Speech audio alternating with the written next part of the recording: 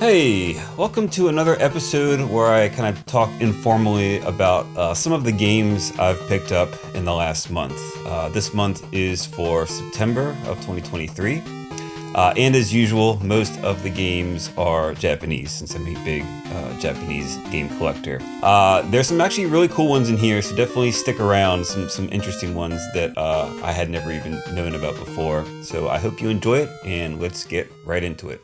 So the first game is a Capcom game, no surprises there with me, and it is Reto Arima 2, or Red Armor 2, or as people know it in the West, Gargoyle's Quest 2, which is an amazing game. It is a late NES/Famicom game released in 1992, and it is obviously the sequel to Makaimura Gaiden, or Gargoyle's Quest in the West, which I just picked up last month, which is one I've wanted for a very long time.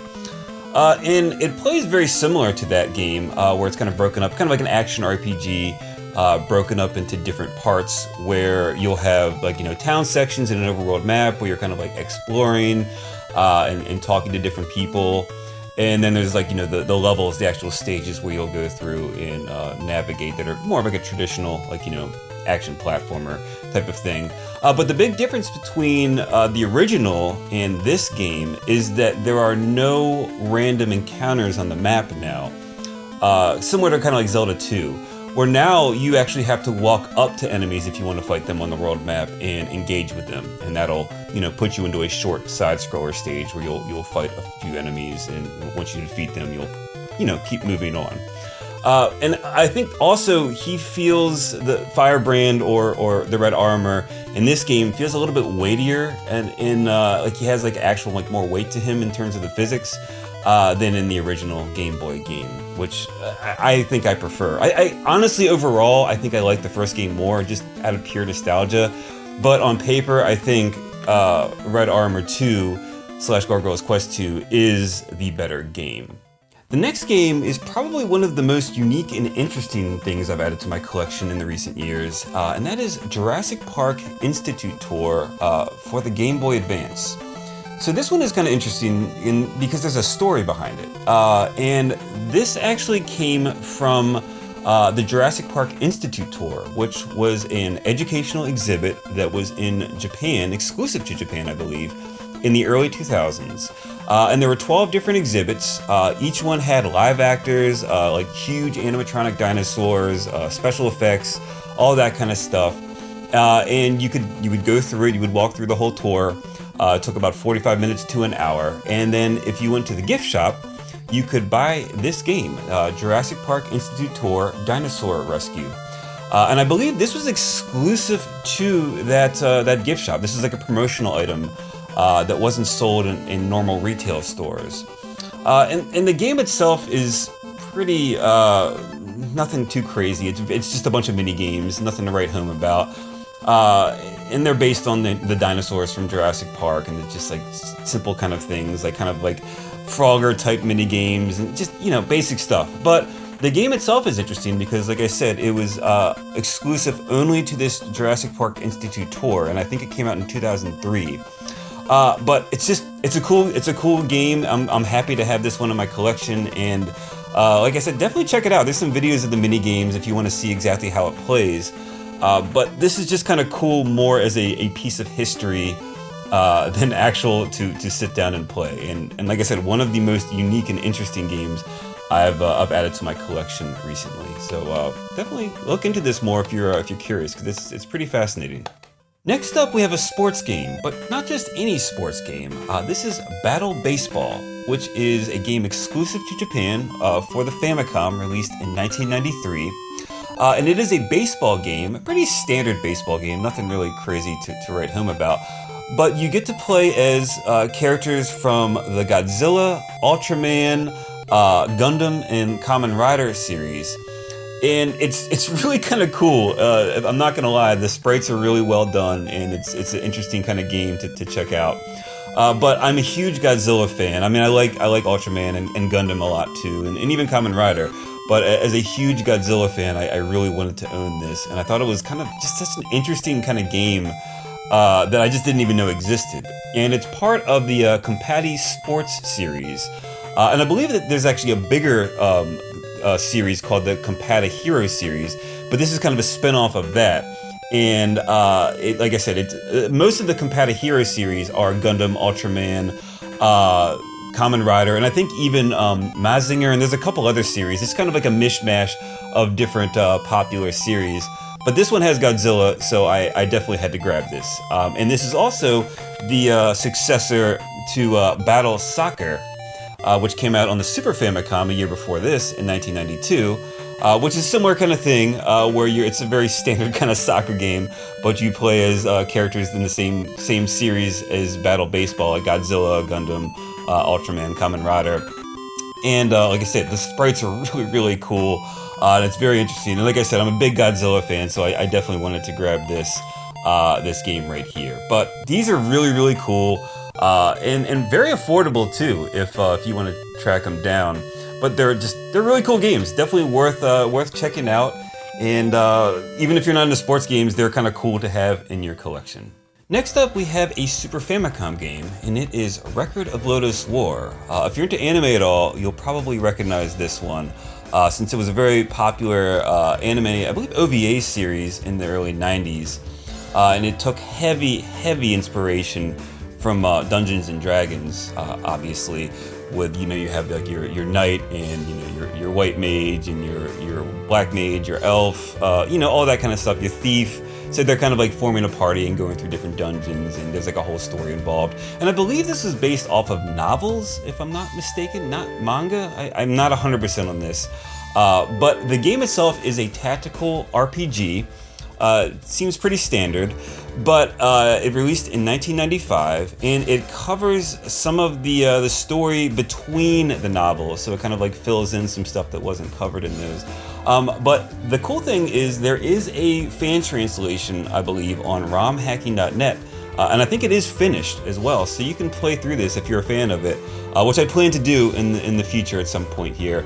But it is available in English if you want to grab the translation. But I'm a huge fan of Record of Lodoss Wars, which is the main reason I got this. So I'm very happy to have this one in the collection. Okay, in keeping with the RPG theme, we have Slime Mori Mori 2, or as most people know it in the West, Rocket Slime, Dragon Quest Heroes Rocket Slime. And this game is probably one of my favorite DS games of all time. It is very, very unique. It is incredibly interesting, and it's very, very hard to explain, but I'll try and give it a go. So you play as a slime, and you're able to summon this like giant slime, like mechanical tank. And you do battle over the course of the game with many other tanks, some of which are like actually cleverly based on different Square and Enix properties. There's one I think called the Chrono Trigger tank, which is like kind of like based obviously on Chrono Trigger, and some other ones out there. But essentially, you're doing battle with these different tanks, and you have different characters to help you out. You can kind of like walk all around in your tank, and you're taking items and throwing them in different like quote unquote guns, which are firing them out at the enemy tank. And it's very strategic how you have to like throw the items in and like watch what the other items are coming at you. So you're playing kind of like offensively and defensively at the same time. And then at the end you have to like kind of go into the other tank physically, the enemy tank, and destroy its heart, and that causes it to blow up, and you win the fight and move on. But this game is really, really cool. You can get it in the US. It is fully translated. I have the US version, but I wanted to collect the other three Japanese games, Slime Mori Mori 1, 2, and 3. I have the first one only as the cart, but I want to get the complete in box. The first one is on the Game Boy Advance, and then the third one is on the 3DS. We only got Slime Mori Mori 2 over here as Rocket Slime. But this is a game that I love, and I want to check out the rest of the series. But if you haven't played it, highly recommend it. It's very, very cool. I believe it's fairly affordable too, the Western versions, so check it out. Moving on, we have a entry very near and dear to my heart, one of my favorite games of all times, and from one of my favorite series of all time, and this is Metroid Prime for the Japanese GameCube. And this was released in 2002 in North America, and then that Japanese release was in 2003, a few months later. And this is one of the most beloved entries in the Metroid series, probably one of my favorite games ever made. And this was the first game that brought Metroid into the third dimension. I remember back when this game was first announced, being just so upset that it was a first-person shooter. Essentially, that's what everyone just thought it was. It was going to be a throwaway FPS game.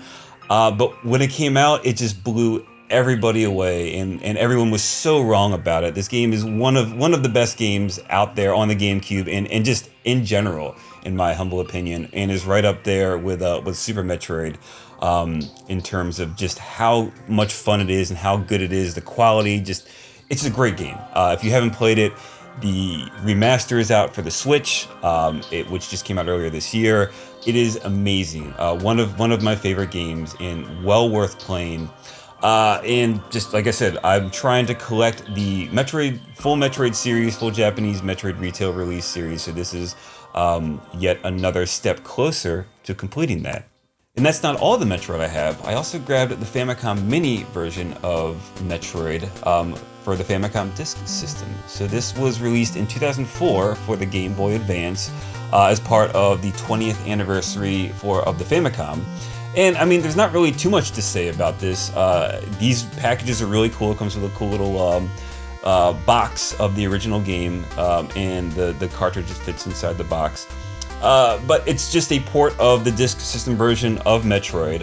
It has the saving and everything from that. And then obviously when we got it over here in the NES Classic series, it was the password system. But this is actually more like the Disk System, where it has 3 different save slots. And this is a very, very, very special game to me in terms of like the original game, because I played this with my dad when in the 80s when I first got my NES, and he used to like help me draw maps and like kind of like help me navigate around the world when I was very, very young. So that's kind of what made Metroid such a special series to me, and why I really wanted to grab this and just collect the Metroid series in general, because of what it means to me, you know, kind of like growing up. And my dad and I still kind of talk about Metroid here and there. He still remembers it. He's not a big gamer or anything like that, but the Metroid series specifically, he has very fond memories of, you know, playing it with me and whatnot. So that's why the Metroid series is so big, and why I'm like, you know, kind of trying to grab all of the games in the Japanese series, and maybe I'll try and grab the Western ones too, all the complete in box stuff. But very, very happy to have this, and like I said, I love the Famicom Mini series as well, because these are so cool. They're so cool. And yeah, that is going to be the last game that I picked up for September. I actually had a pretty good amount. I didn't realize I had so many games I had grabbed. And I imagine I have a few more, I think, coming in for October, but for the most part, I'll be kind of pulling back a little bit since I'm trying to save some money here. I can't quite afford to spend what I have been. But that does it, and let me know what you grabbed for September. Anything cool you've added to your collection, and if there's anything in here specifically that jumps out to you that you'd like to talk about or comment on, please let me know in the comments below. And I hope you enjoyed this, and hopefully I'll see you next month. Bye.